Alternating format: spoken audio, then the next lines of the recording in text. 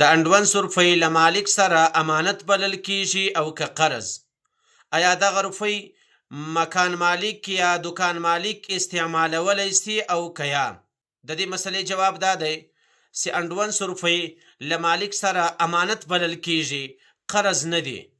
نو لحاظه کوم شی چې امانت وي د هغه استعمالول هم ناروا دي.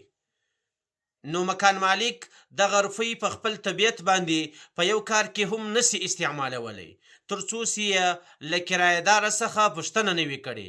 که چیرې هغه اجازه ورته وکړه بیا دی دغه روپۍ په هر رقم کار کې استعمالولی سي، د هغه له اجازې بغیر به نه استعمالوي او کرایهدار به د دغو روپو زکات ورکوي.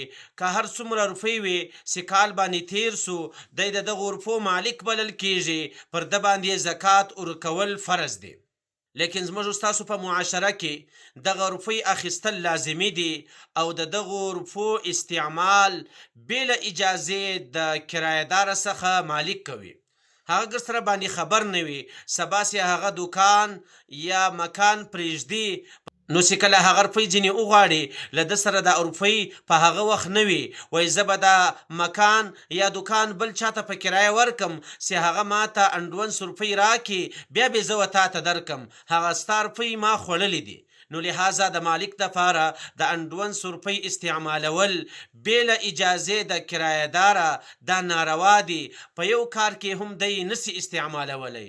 زموږ ستاسو په معاشره کې په دې ګناه باندې هر مکان مالک او دکان مالک مبتلا دی په دې ګناه. نو لحاظه د یو کرایهدار د یو مسکین و غریب حق خوړل په داسې طریقه باندې سبا هغه ستا و مکان ستا و دکان ته ضرورت نه لري، لیکن صرف هغه خپل انډونس ته انتظار وي، تا دی راګرځولی وي، د ده روپۍ دې بې ځایه استعمال کړي وي. نو لحاظه له دغو روپو څخه ځان وساتئ. کوشش وکئ اول وارې خو دا روپۍ مه اخلئ. که چیرې روپۍ اخلئ بیا دغه روپۍ امانتاً در سره ږدئ. د دې روپۍ بې له اجازې د کرایهداره په یوه کار کې هم مه استعمالوئ.